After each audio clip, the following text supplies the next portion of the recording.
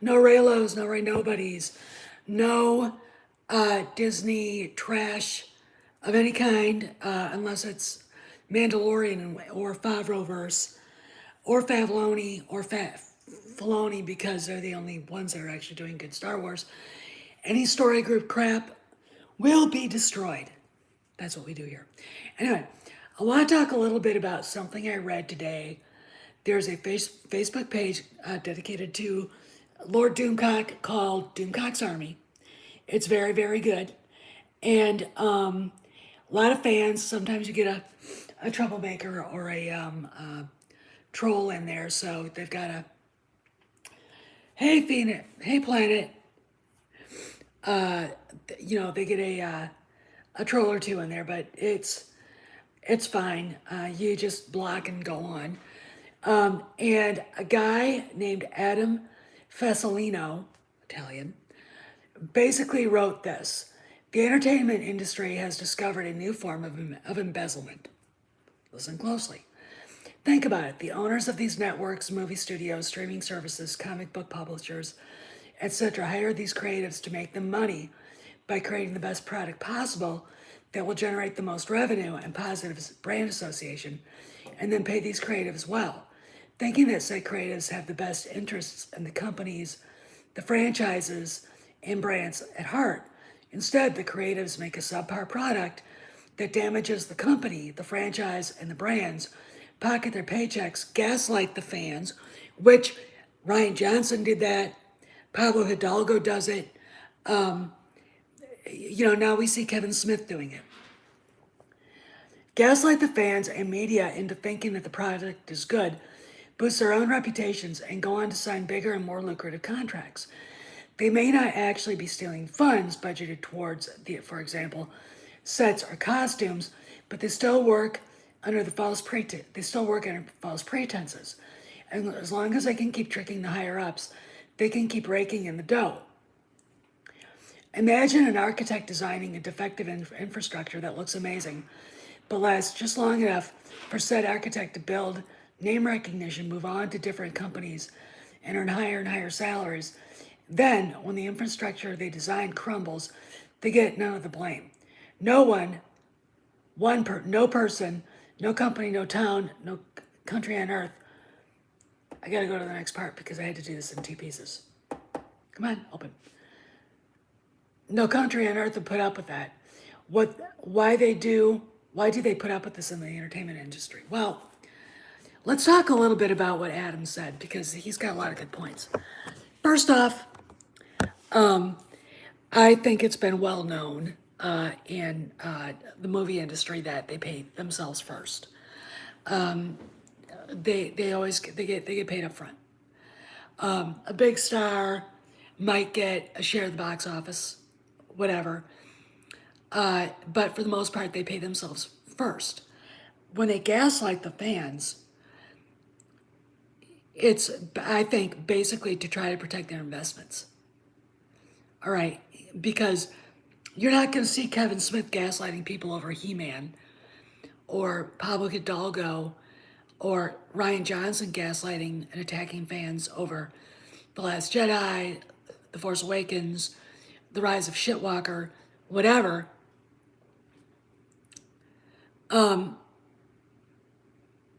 Without the approval of at least of a ham sandwich, without the approval at least of the studio heads, or the unspoken, it's fine, just go with that,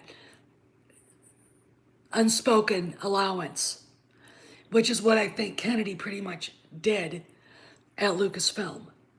And when she was told the fans hate it, she was gaslit. Okay, I do believe that she's that stupid. In fact, as a side note, there is a great documentary about John Milius and his daughter, who's a Facebook friend of mine, Amanda, is interviewed in it, and everybody's in it. I mean, it's really funny when they segue into a Harrison Ford segment. I'm like this, little ears forward. Yeah, please smash the like buttons, guys. It's really, really good. And I suggest all of you guys watch it. I'm probably going to put it into the description of this video when I'm done, just because it's fantastic. But let's go back. So what are they doing? Well, look, let's look and see what Cameron says about this. There are a lot of people who actually really believe the shit they say. He's talked ad nauseum about mostly women that he's run into who have been huge SJWs, fanatical. In fact, you know, from what he said, was a writer's room where this woman would not shut the fuck up about it. And even people who kind of agree with her got sick of it. Okay. These are people that actually believe what they think is they believe they believe that what they're saying is true, and it's not. We all know that. I mean, you know, they believe that the rest of us are racist and bigots because we don't believe that, which isn't true. And they're cut off from the rest of the world. Like, I can't imagine dropping, Pablo Hidalgo in the middle of Missouri, all right, or Iowa, and saying, here, you get to live here for a year on $50,000 a year. You and your wife, here's your apartment. You have to pay for the rent. Here's the car, you gotta pay the car payment. See how long you last. Okay. Not happy. All right, they couldn't do it. These people make too much money. They've gaslit themselves into positions they shouldn't be in. And they're like the aliens in Independence Day. They just go from franchise to franchise to franchise. J.J. Abrams is one. Fucking things up. And what's interesting is that I think sometimes they actually convince the executives that run the companies this is the way to go. And then the executives are like, it didn't make any money. Why? You said it would be successful. Kathleen Kennedy telling Bob Iger, well, I really think we should just, concentrate on the new characters because we're trying to get these new fans. Okay, Kathleen. Her name should be Karen, by the way. Fine. Where are these new fans? They're non-existent. Now, if you say that to Pablo, if you say that to any of these people in the story group, they'll argue with you because all they see are those fans. And they're sycophants. Steele Saunders, Hello Greedo. There's another one called something Wolf out there. But there's a plethora of them that go along with the gaslighting. Now, I tell you something. I know, and you know, that these people with their channels aren't making nearly the impact that they used to. The only one who really is Star Wars Theory and Star Wars Meg. You guys know I'm not thrilled with her. But I have my reasons. I think she and I could have a long conversation.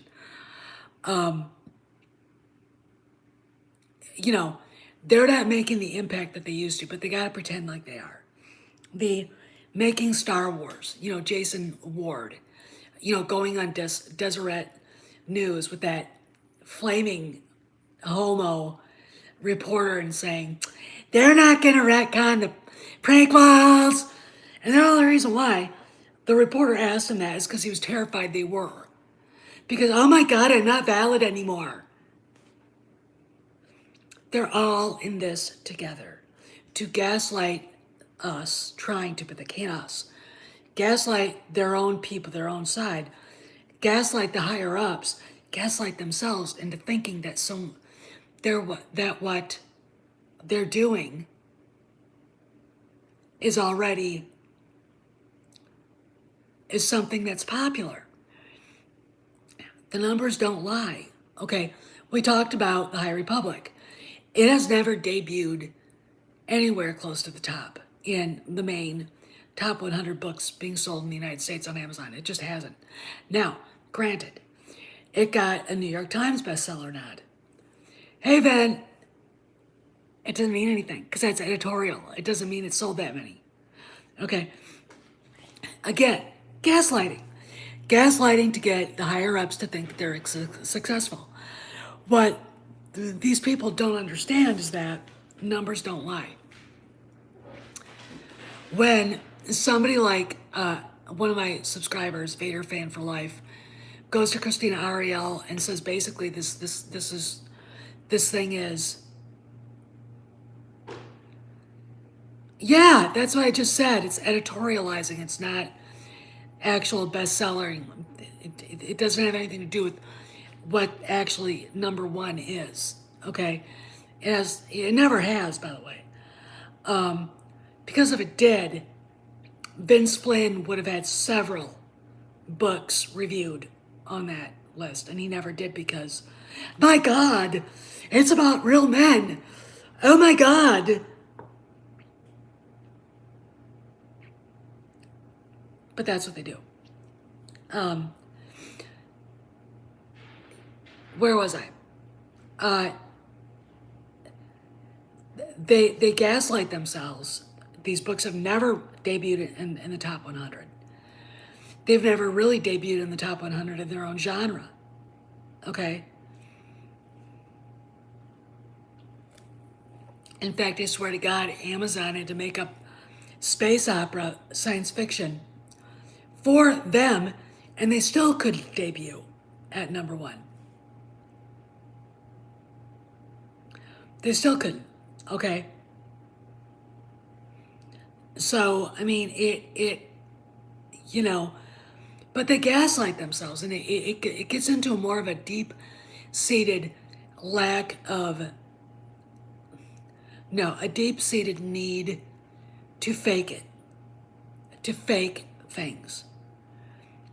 This is what the left does, is they fake popularity, they fake polls, they fake votes. They know they're not. I mean, they know they're not successful, but in order to keep power, in order to keep the money flowing, they gotta fake it and lie. That's what they're doing with Star Wars. That's what they're doing with He-Man right now. That's what they're doing. That's what they've done with Star Trek. That's what they've done with Doctor Who. These writers get guaranteed paychecks. They get paid up front. Howard Kurtzman got his money. He's got a contract that, it's going to run out soon, but still, from what I understand. Kennedy, look, if she called up Bob Iger and said, or Chapek and Iger and said, guys, I want out today, they would have to pay her a lot of money. If they fired her, they'd have to pay her a lot of money, and they're not guaranteed. She would go scorched earth on them. Now, in Hollywood, the dipshits may think that whatever she would lie about was true. But it's not, and we all know that, right? It's all just very, very, very interesting to me how this all kind of works out. Is it a grift? I think it's a grift. All right, for instance, Kristen Baver's book, Skywalker's Family at War. I talked about one page. It's a poor tree died to put that fucking thing out there. Think about that. And be horrified, okay? She can't write. She doesn't care about the franchise. She absolutely has never seen The Empire Strikes Back.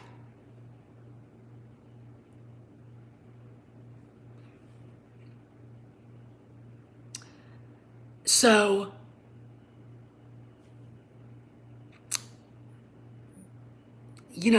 why is she there? She's there because she wants to work. She's taking the money. She fakes it. I mean, you ever watch the Star Wars channel, that chick doesn't give two shits about what she's talking about. She's there to collect a paycheck, and she's also there to rah-rah for SJW rights. Then she goes home and plays with her frickin' tabby cat, because there ain't no way she's ever going to find a man. You know, she's a spinster. And it's really kind of sad to see that. But it's all about, it's all a part of the gaslighting. It's all a part of the lie. It's all a part of the grift. And what I think pisses me off the most is that the people that are getting hurt are the fans that know what they're doing and are pissed, like you and me, but the investors. The investors that, bought, 400 or 500 shares. They're small time. And they're feeling like this will set me up for retirement. And everything, every product that these jackasses put out there is a fucking failure. It's a fucking failure. Yeah, or both. You're right, Planet Musk. They're not making any money. Disney's not paying any fucking dividends. I don't know why. What I think is going on, Ben, is, and I've said this before, but it's pretty blatantly obvious to me that Disney and other companies, when they see their shares going down, borrow money and buy their shares to keep their stocks inflated. And Disney's been doing that since last March, a year ago March, and they've gotten up over $200 a share. They were down to $79 a share a year ago, February.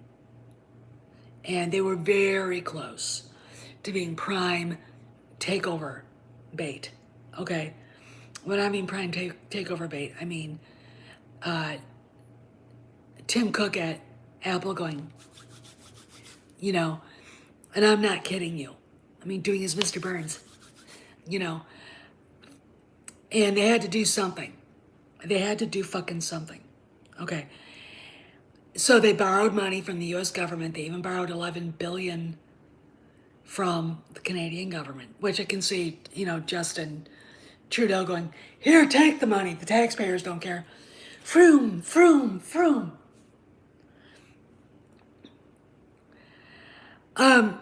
Then it should be considered fraud, and maybe they'll look into it. I'm very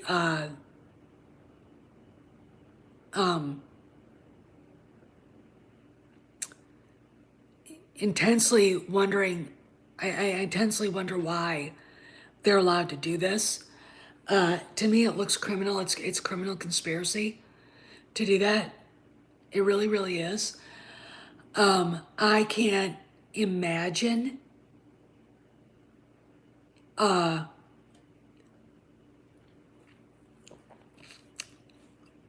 running a company like that, but it's really sad.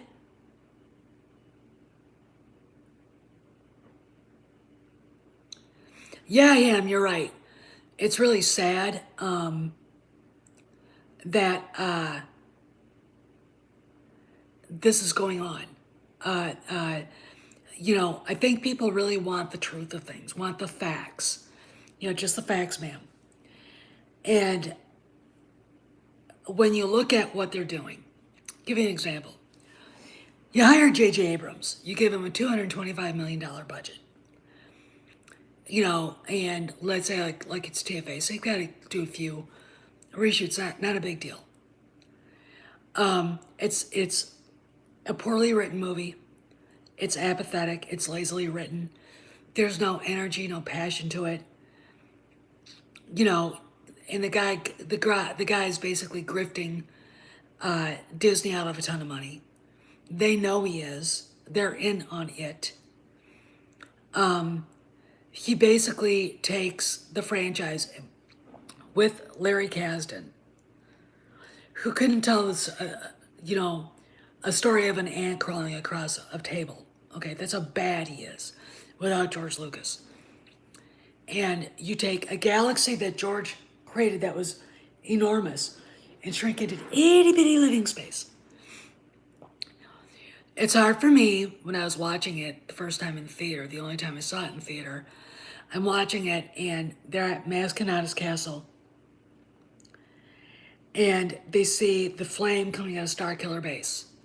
This bolt of energy going through the universe from a planetary system. Millions of light years away from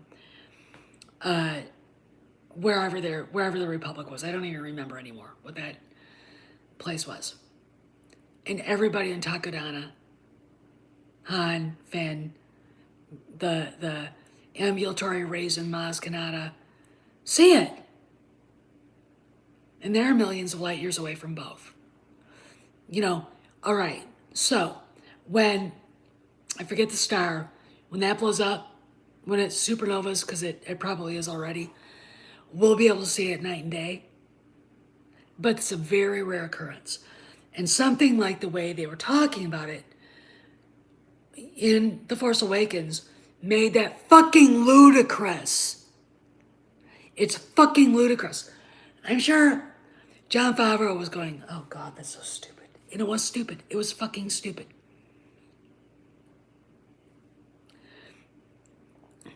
Yeah, Star Wars Killer Base. You're right, Echo 3. So you go, you know, you look at that and you think, well, you know, JJ made his money and they made a lot of money. They made, was it 2.3 billion? Okay, fine. Fine. And yet, it got worse. Okay, so JJ Griff's, you know, the how much whatever money he made on The Force Awakens happily saunters away. Then you get the other grifter, Ryan Johnson, who he's not a director for a movie like this. I'll be right back. He's not a director for a movie like this. He's a guy who thinks he's an auteur.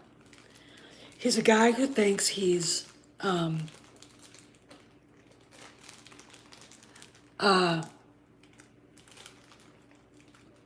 like up there with Eric von Stroheim and, you know, all the great directors. You know, he couldn't carry Steven Spielberg's Star Wars baseball cap. He couldn't, and I mean, when I think about writers, there's a great, I think I said this before in this video, John Milius's documentary. They have a documentary about him here on YouTube, and I'm going to link it in the description. You want to hear about a guy who actually loves movies, who can write. Thank you. Who loves what he's doing. This is a guy to listen to, okay? He was one of the guys that hung out with George Lucas. They've been friends. I mean, Harrison Ford in the documentary is like, he's like your brother, your big brother, or your crazy uncle. I mean, I'm referring to Milius. And, you know, George Lucas. I mean, they were like Mutt and Jeff. George is this little dude, and Milius is like this. I did, Maze. I'll talk about that too. We'll talk about the Ghostbusters trailer in a little bit. All right, just hold on. You know, you're talking about grifting, and I look at the writing of Ryan Johnson. It's shitty writing. Shitty. The TLJ is shitty writing. It's stolen fanfic.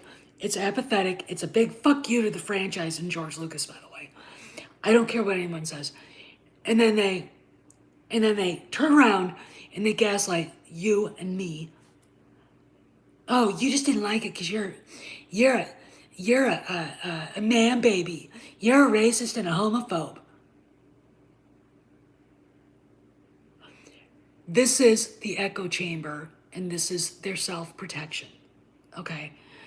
This is, I mean, to me, when I look at JJ, he's a criminal. He's a fucking criminal because he has stolen money away from a franchise. He was allowed to do it. But, he made money. No one cared. It was shit. The movies aren't going to make money after he's gone. But they made the money right there and then. They didn't care. And he goes off to grift in other places now at DC grifting. Okay? Ryan Johnson is a fucking grifter.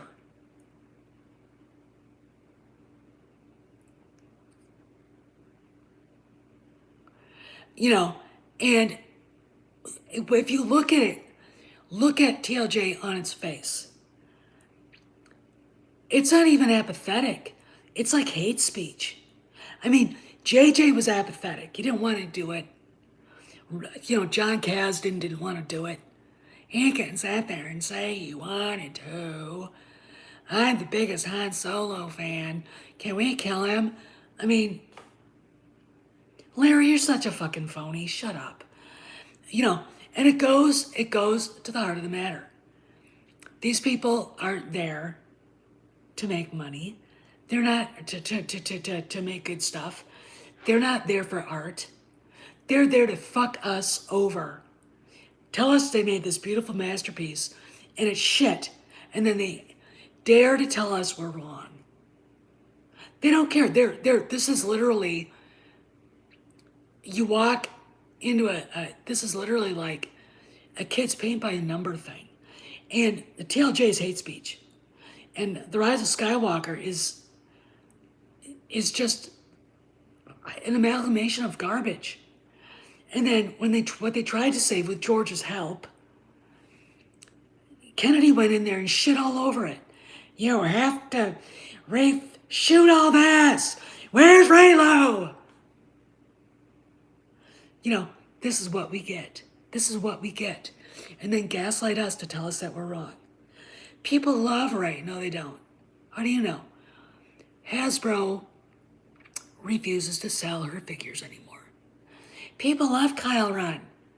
He can only be found in a Sith pack, and the motherfucker isn't a Sith, okay, at all, according to the grifting asshole who gave birth to him, JJ, the franchise killer Abrams, okay? So, are they crooks? Yes. Is it corrupt? Yes. Are a lot of these writers like Abrams, Kevin Smith, who's just there to try to, to me, every time I look at Kevin Smith, I think he's trying to grift his way into helping do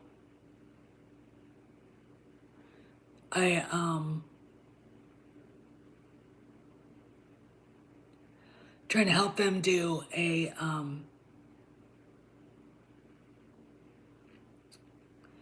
DC or Marvel or God help us, Star Wars.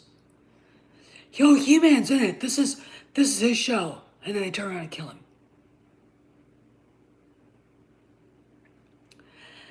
I think that's part of it. And again, as long as everybody either thinks they're making money, the investors, and everybody is making money, Ryan Johnson, J.J. Abrams, the executives, they don't give a shit.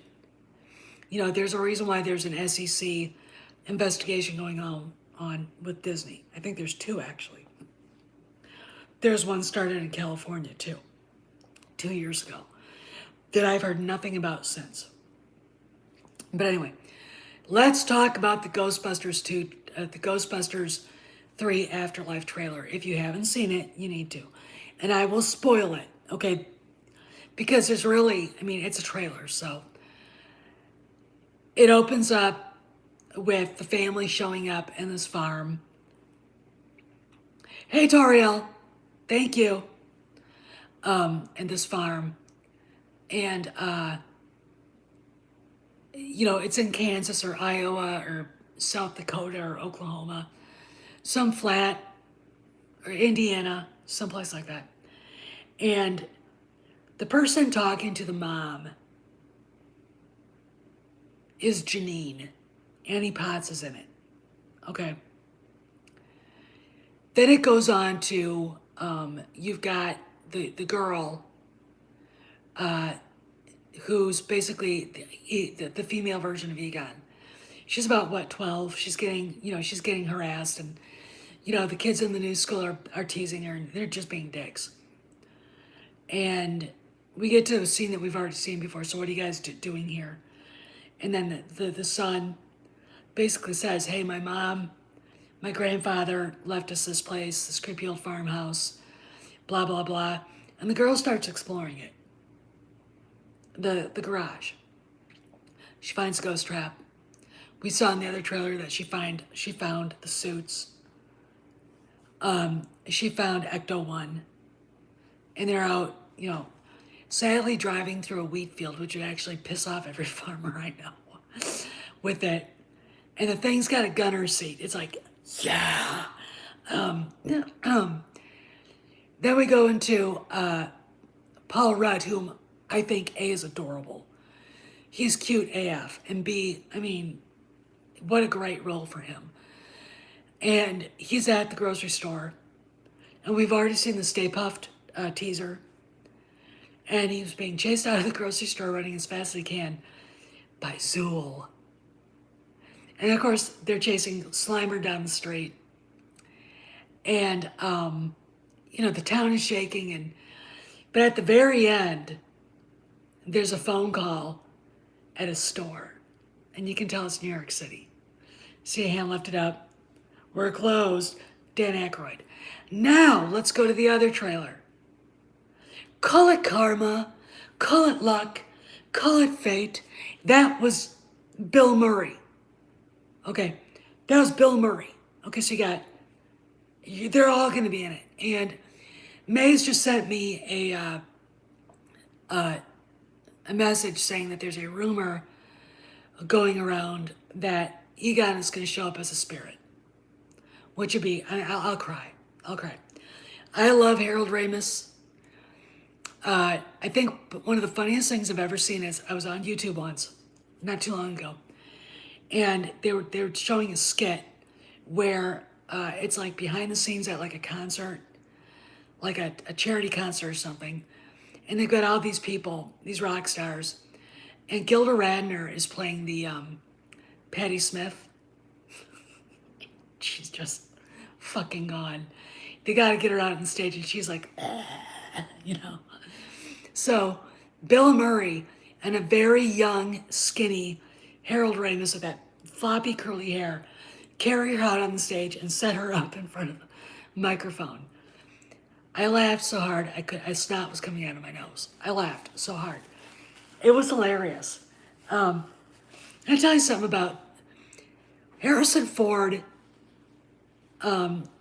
Talked a lot about in the Milius documentary about what it was like in the 60s and how these guys, they were young, and it's very interesting to hear him talk about it, but it was absolute synchronicity, or whatever you want to call it, that all those guys were there at the same time. Coppola, Lucas, Spielberg, Zemeckis, Scorsese, Ford, and John Milius. And John Milius was like the leader of the band. He was the crazy uncle. And if you ever want to watch a movie with effing fantastic writing, watch The Wind and the Lion. That he directed and wrote it. It is absolutely, it's brilliant. It's mind-bogglingly brilliant, and I love it. Absolutely one of my all-time favorite movies. I think one of the greatest movies ever made. And it's so good that you ignore the fact that Sean Connery is playing a Barbary pirate from Morocco, and he's got that thick Scottish accent. I mean, that's how good it is, okay? It's just, it's that good. So, you gotta see it. But when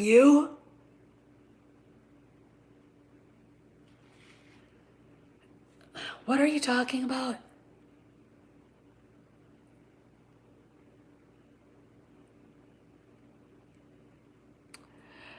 Crap. Because I really don't think any of that is true, and I'm pretty sure since Harold Ramis has passed on that they wouldn't do that to him. Okay? That would be really disrespectful. Anyway, God, people come up with silly stuff. But now think about those directors, those writers, those actors. Get in to Saturday Night Live. 75 was the first year. Chevy Chase leaves. Get Bill Murray. The greatest Saturday Night Live cast ever. Ever. So much good came out of that cast. You know, we got Stripes. We got Ghostbusters. We got The Great Outdoors. We got so many, I mean, National Lampoon's Christmas Vacation with Chevy Chase. All these wonderful, fantastic things. And they're still going on, all right? There's something about that time period of upheaval. I mean, if you think about the 60s, studios were going bankrupt. Big corporations like Coca-Cola, Gulf Western were buying Paramount and 20th Century Fox, Warner Brothers, Jack Warner and Daryl F. Zanuck, and the rest of those guys were retired or dead. Okay. In the midst of all that turmoil and chaos in the film industry, you had people coming in that were going to revive it, at least for 20 years. Young, hungry, geniuses. And they went in and they did it. And from 1975 to, like, I would say the year 2000, Hollywood was back. And the film industry was back. And it hasn't been the same. I mean, you know, yeah, it is Jar Jar Abrams. And I like Jar Jar Binks. And the same with comedy. When you watch Saturday Night Live from the 70s, they mocked everybody. That was fucking comedy. Okay, that was the way comedy should be. Now, you can't mock everybody. You can, and when they do mock Trump voters, Christians, Catholics, it's not funny, it's mean. It's fucking mean. You know, but they don't see it that way. They think they're funny. And, you know, if you look at people like Pete Davidson, that creepy looking, googly eyed, he looks like he's stoned all the time, dude from Saturday Night Live, and it's like, you're not funny. Look at that black chick that's in it, Leslie. I mean, she basically single-handedly got Milo Yiannopoulos kicked off of Twitter. And he was being very honest about it, about what he was saying to her. They're not funny. They're not fucking funny. And I don't understand why they think they're funny. And it's sad. But they don't know how to be funny. They really, really don't. It's just like asking, you know, J.J. Abrams to tell a good story. It's just like asking Rian Johnson to tell a good Star Wars story. Write it, make it look like it's gonna.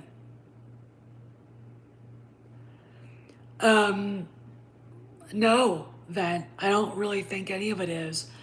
When they had their Star Wars